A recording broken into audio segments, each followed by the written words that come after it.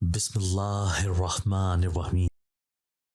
میری ساس نے آج بھی مہمانوں کو دعوت دی تھی اور میں پریشان ہوئی کیونکہ میں اب شادی نہیں کرنا چاہتی تھی، اور میں نے ان سے کہا بھی کہ مہربانی کر کے یہ سلسلہ ختم کریں۔ مجھے اچھا نہیں لگتا ہے کہ آپ اس طرح سے ہر ایک کے سامنے مجھے دعوت بنا کر بھیج رہی ہیں اور پھر اپنی شرائط بھی طے کر رہی ہیں۔ مجھے سمجھ نہیں آ رہا کہ آپ کرنا کیا چاہتی ہیں۔ اس بات پر میری اچھی خاصی بات خراب ہوئی تھی ساس سے، اور ابھی زیادہ وقت بھی نہیں ہوا ہوگا اس بات کو کہ یہ آج پھر انہوں نے مہمان بلا لیے۔ میں اندر ہی اندر کڑ رہی تھی اور مجھے بس اس معاملے کو سائڈ کرنا تھا، ختم کرنا تھا۔ میں اب تھک چکی تھی، اسی لیے میں نے ایک ترکیب چنی۔ جب لڑکے کو مجھ سے بات کرنے کا کہا جائے تو میں اس کے سامنے یہ بات رکھ دوں گی کہ میں ابھی شادی نہیں کرنا چاہتی، میری ساس زبردستی کر رہی ہے، اور اسے کہوں گی کہ آپ اس رشتے سے انکار کر دیں، بلکہ انکار نہ کریں، انکار کا کہوں گی تو وہ پھر سے کوئی نیا رشتہ لے آئیں گی۔ میں ان سے کہوں گی کہ وہ دکھاوے کا رشتہ پکا کر لیں اور ساس کی ہر شرط کو مان لیں اور خاموشی سے کسی اچھی جگہ اپنا رشتہ پکا کر کے طے کر لیں، میری ساس کو آسرے پر ہی رکھیں۔ میں اب خوش ہو رہی تھی اس ساری پلاننگ سے۔ میں جیسے ہی چائے لے کر اندر جانے لگی تو میرے کانوں میں ساس کی باتیں پہنچی، اور ان کی باتیں سنتے ہی میرے ہاتھ سے چائے کی ٹرے چھوٹ کر گری اور ٹپ ٹپ آنسو میری آنکھوں سے بہنے لگے۔ وہ لوگ جو مجھے دیکھنے آئے تھے وہ شرمندہ سے ہوتے اپنی جگہ سے اٹھ کر چلے گئے، اور میں اپنی ساس کا چہرہ دیکھ رہی تھی اور کہنے لگی، کیوں؟ ایسا کیا؟ میں اور میرے شوہر یونیورسٹی کے آخری سال میں تھے کہ جب ہم ایک دوسرے کو پسند کرنے لگے، اور یہاں سے ہماری داستان شروع ہوئی۔ میری فیملی بہت چھوٹی سی تھی، جبکہ میرے والدین کا کوئی اعتراض بھی نہ تھا ہمارے رشتے پر۔ جب مجھے میرے شوہر نے شادی کے لیے پوچھا تھا تو میں نے گھر والوں کے سامنے بات رکھ دی تھی، اور گھر والے راضی تھے۔ میری عمر بھی تھی شادی کی، خیر سے میری طرف کے معاملات درست تھے، لیکن پھر بھی میرے شوہر پریشان تھے کہ وجہ پوچھنے پر بھی نہ بتاتے تھے۔ خیر سے یونیورسٹی ختم ہوئی اور ابو نے کہا کہ وہ رشتے کی بات ڈال جائیں۔ میں نے اپنے شوہر کو بتایا تو انہوں نے کہا، امی راضی نہیں، مجھے وقت چاہیے۔ میں نے پوچھا کہ امی کیوں راضی نہیں؟ تو کہنے لگے کہ امی کو لگتا ہے پسند کی بیوی بیٹا چھین لیتی ہے، وہ وہم کا شکار ہیں، اور مسکرا کر بتا رہے تھے۔ مجھے اندازہ ہوا وہ اپنی ماں سے بہت محبت کرتے ہیں۔ مجھے اچھا بھی لگا، ساتھ میں خطرے کی گھنٹی بھی بجی۔ خیر میں نے پوچھا، کیا امی کا آپ کی شادی کرنے کا ارادہ کہیں اور ہے؟ میرے شوہر نے کہا، ہاں، خالہ کی طرف ہے۔ میرا شوق لہجہ بجھ گیا، جسے میرے شوہر نے بھی محسوس کیا، تو کہنے لگے، تو مجھے ماضی کے بارے میں بتانے لگے کہ دیکھو میرے ابو فوج میں تھے تو شہید ہو گئے، میں بہت چھوٹا تھا جب سے امی اکیلے ہی مجھے پال رہی ہیں۔ زمانے کی گرد و سرد میں انہوں نے اکیلے ہی مجھے پالا ہے، کسی کے آگے ہاتھ نہیں پھیلایا، اکیلی ہی سب کچھ دیکھا ہے، بہت دکھ جھیلے ہیں، اسی لیے وہ کچھ حساس ہو رہی ہیں۔ تو مجھے وقت دو، میں منا لوں گا۔ پتہ نہیں کیوں بس میرا دل نہ مانا تھا، لیکن میں اپنے شوہر سے بہت محبت کرتی تھی، اور یہی وجہ تھی کہ بہت سے وہم اور وسوسے آنے کے بعد بھی میں سب کچھ جھیل کر اس کی زوجیت میں جانے کو بےتاب تھی۔ بمشکل ہی صحیح، لیکن میرے شوہر نے اپنی والدہ محترمہ کو منا لیا اور یوں وہ رشتہ لے کر آئیں۔ پہلی بار جب میں ان کے سامنے گئی تو مجھے ان کی تیز آنکھوں نے بہت باریک بینی سے جانچا تھا، اور میں اندر سے لرز گئی تھی۔ امی نے مجھے چائے لانے کو کہا تو ادب کے ساتھ ان کے سامنے میں نے چائے پیش کی۔ اچانک ہی میری چیخیں پورے گھر میں گونج اٹھیں اور مجھے فوری ہسپتال لے جایا گیا۔ میں بری طرح جھلس گئی تھی، میں درد سے چیخ رہی تھی، بدن کے مختلف حصوں پر چائے گری تھی۔ ہوا یہ تھا کہ جب میں نے مسکرا کر اپنی ساس کو چائے پیش کی تو انہوں نے جان کر ٹرے کھینچ دیا اور اچانک ہی چھوڑ دیا۔ میں جو آگے بڑھنے والی تھی وہ کپ باقی کپوں کے ساتھ لگا اور ٹرے میرے پاؤں پر ہی گر گئی، اور ساری گرم چائے میرے سینے اور ٹانگوں سے پاؤں پر گری، اور کانچ میرے پیروں تلے تھے کہ میری ساس نے سب سے آنکھیں بچا کر میرے پاؤں کو جو کہ کانچ پر تھے کچل دیا اور اچانک ہٹا لیا کہ کوئی دیکھ نہ سکا۔ میری مرہم پٹی کی گئی، ڈاکٹر نے کہا کوئی خطرے کی بات نہیں ہے، سب ٹھیک ہے، جبکہ میں نے یہ حادثہ سر پر سوار کر لیا تھا۔ میں نے اپنی امی ابو کو اس رشتے سے انکار کر دیا تھا، اور اپنے شوہر کو بھی بتایا کہ میری ساس نے میرے ساتھ کیا کرنے کی کوشش کی ہے۔ وہ الٹا خفا ہو گئے اور پھر رابطہ ختم ہو گیا۔ کچھ وقت کے بعد ایک دن پھر سے ان کی کال آئی۔ وہ رو رہے تھے، کہہ رہے تھے کہ وہ میرے بنا نہیں رہ سکتے، اور یہ حقیقت ہی تھی کہ میں بھی ان کے بغیر نہیں رہ سکتی تھی۔ یہ کچھ عرصہ جو میں نے ان کے بغیر گزارا تھا میں ہی جانتی تھی کہ کیسا تھا، کتنا ذہنی طور پر میں پریشان تھی، اسی لیے میں مان گئی۔ پھر سے میری ساس امی میرا رشتہ لے کر آئیں اور نہ چاہتے ہوئے بھی ہم رشتے میں بندھ گئے، بس ایک محبت کی امید پر۔ لیکن میں نہ جانتی تھی کہ یہ محبت مجھ سے میرا سب کچھ لے لے گی اور میں تنہا دامن رہ جاؤں گی۔ وقت گزرتا رہا اور گھر میں ایک سنگین سا ماحول رہا۔ میری ساس ہر بات پر مجھے میرے شوہر کے سامنے ذلیل کرنے کا بہانہ ڈھونڈتی اور اکثر وہ کامیاب بھی ہوتی۔ میرے شوہر سب جانتے تھے کہ کون کیا کر رہا ہے، میری کتنی غلطی ہے اور میری ساس کی کتنی غلطی ہے، لیکن محبت وہ ہر درجے سے میری ساس سے زیادہ کرتے تھے۔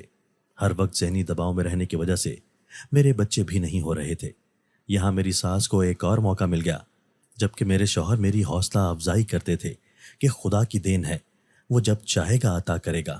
میں بس ان کی اس بات پر مسکرا دیتی تھی۔ پہلے جیسی شوق و چنچل تو نہ رہی تھی، لیکن اپنے شوہر کے ساتھ خوش تھی۔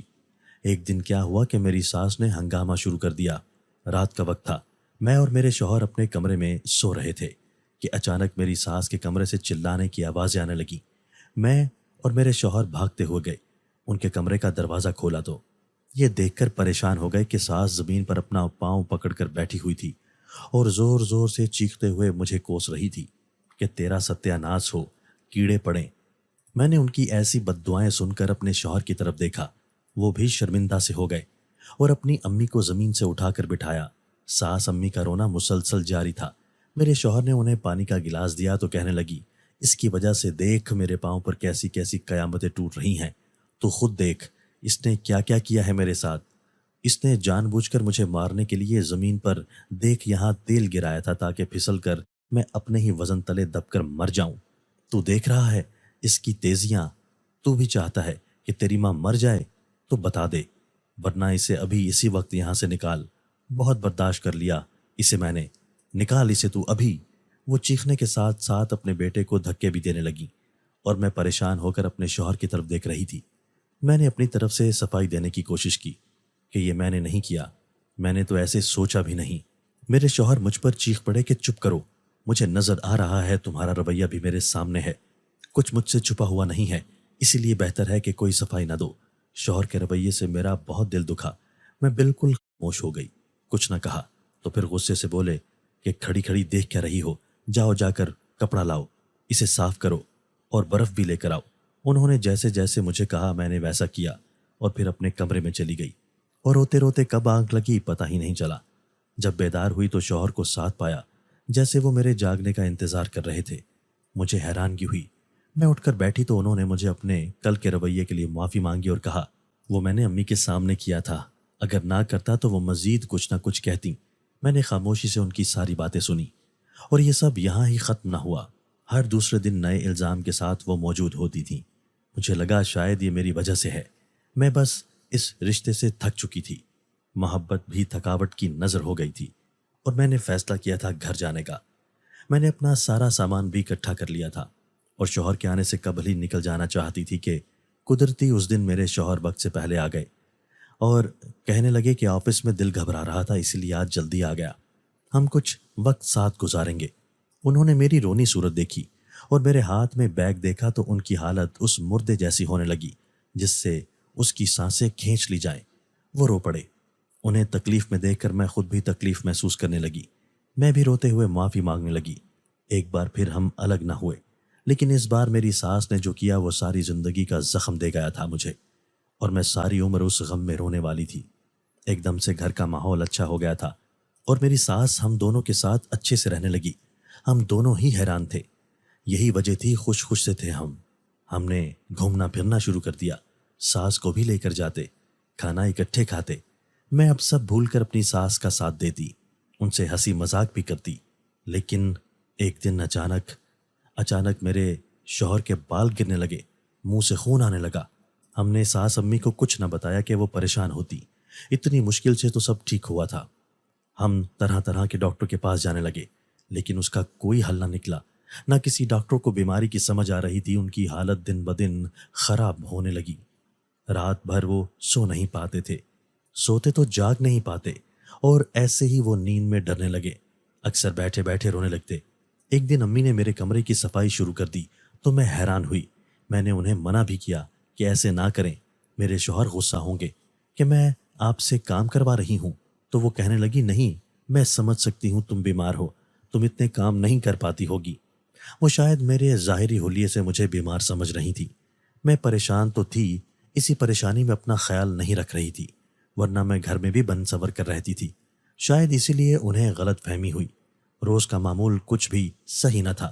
میرے شوہر بہت بیمار ہونے لگے اور اچانک ایک رات سوئے تو صبح جاگ نہ سکے۔ یہ طوفان تھا جو گھر آ چکا تھا۔ میری دنیا اجڑ چکی تھی، میں بیوہ ہو گئی تھی۔ میری ساس صدمے کی سی کیفیت میں تھی، جنازہ ہو گیا۔ سب آ کر افسوس کرنے لگے، لیکن میری ساس نے اپنے آپ کو کمرے میں بند کر لیا تھا اور کئی دن تک نہ نکلی۔ مجھے لگا صدمے میں ہے۔ مجھے اپنے شوہر سے بہت محبت تھی، اگرچہ میں سنبھل نہیں پا رہی تھی، لیکن میرے پاس ان کی واحد نشانی ان کی ماں تھی۔ اس لیے میں نے سوچ لیا تھا کہ اب کچھ بھی ہو جائے میں انہیں اکیلا نہیں چھوڑوں گی، ان کی خدمت کروں گی تاکہ مرنے کے بعد اپنے شوہر کو منہ دکھا سکوں۔ لیکن یہ صرف ایک طرفہ سوچ تھی، کیونکہ اصل تو میرے سامنے ابھی آنے والی تھی۔ میری ساس کا اصل چہرہ آنا ابھی باقی تھا۔ شوہر مرنے کے بعد ساس نے مجھے اپنے کمرے میں رکھ لیا، میرا سارا سامان اپنے کمرے میں شفٹ کر لیا۔ اس کی ضرورت نہیں تھی، لیکن میں سمجھ نہ سکی کہ وہ کیا چاہ رہی ہیں۔ بہانہ اپنی طبیعت کا بنا دیا کہ ان کا بھی وقت قریب ہے، اپنے بیٹے کے مرنے کے بعد اب وہ بھی زیادہ عرصہ زندہ نہ رہیں گی۔ ان کی دعائیاں دیکھتے ہوئے مجھے محلے کی عورتوں نے کہا کہ ٹھیک ہے، جیسے وہ کہہ رہی ہیں کر لو۔ مجھے بحث کرنا مناسب نہ لگا اور میں انہی کے کمرے میں انہی کے ساتھ رہنے لگی۔ اور مجھے یہ بہتر بھی لگا کہ میں روز رات کو اپنے شوہر کی جدائی کا سوگ نہیں مناؤں گی۔ اگر یہاں رہوں گی تو ساس امی بھی رو پڑیں گی، اسی لیے ایک طرح سے یہ مناسب بھی تھا۔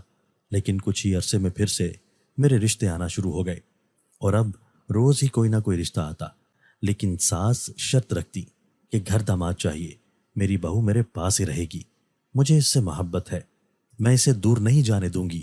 مجھے بہت عجیب لگتا یہ سب، کیونکہ جب تک میرا شوہر زندہ تھا میری ساس مجھے گھر سے نکالنا چاہتی تھی۔ اچانک اتنی محبت کیسے نکل آئی؟ لیکن یہ خدشہ بھی آنکھیں بند کر کے میں نے نظر انداز کر دیا تھا۔ میری ساس نے آج بھی مہمانوں کو دعوت دی تھی اور میں پریشان ہوئی، کیونکہ میں اب شادی نہیں کرنا چاہتی تھی، اور میں نے ان سے کہا بھی کہ مہربانی کر کے یہ سلسلہ ختم کریں۔ مجھے اچھا نہیں لگتا کہ آپ اس طرح سے ہر ایک کے سامنے مجھے دعوت بنا کر پیش کریں اور پھر اپنی شرائط بھی طے کر رہی ہیں۔ مجھے سمجھ نہیں آ رہا کہ آپ کرنا کیا چاہتی ہیں۔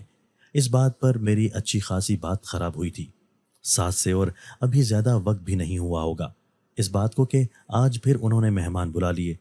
میں اندر ہی اندر کڑ رہی تھی اور مجھے بس اب اس معاملے کو سائڈ کرنا تھا، ختم کرنا تھا۔ میں اب تھک چکی تھی، اس لیے میں نے ایک ترکیب چنی تھی۔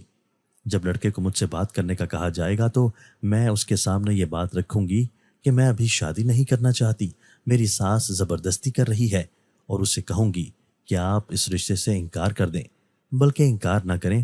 انکار کا کہوں گی تو وہ پھر سے کوئی نیا رشتہ لے کر آ جائیں گی۔ میں ان سے کہوں گی کہ وہ دکھاوے کا رشتہ پکا کر لیں اور ساس کی شرط کو مان لیں اور خاموشی سے کسی اچھی جگہ اپنا رشتہ پکا کر کے طے کر لیں، میری ساس کو آسرے پر ہی رکھیں۔ میں اب خوش ہو رہی تھی اس پلاننگ سے۔ میں جیسے ہی چائے لے کر اندر جانے لگی تو میرے کانوں میں ساس کی باتیں پہنچی، اور ان کی باتیں سنتے ہی میرے ہاتھ سے چائے کی ٹرے چھوٹ کر گری اور ٹپ ٹپ آنسو میری آنکھوں سے بہنے لگے۔ وہ لوگ جو مجھے دیکھنے آئے تھے وہ شرمندہ سے ہوتے اپنی جگہ سے اٹھ کر چلے گئے، اور میں اپنی ساس کا چہرہ دیکھ رہی تھی اور کہنے لگی، کیوں ایسا کیا؟ مجھ پر یہ راز عیاں ہوا کہ میری ساس نے میرے شوہر کو قتل کیا ہے۔ چائے کے کپ اٹھائے جب میں اندر جانے لگی تو مجھے میری ساس کی آواز سنائی دی کہ آہستہ بولو، میری بہو سن لے گی۔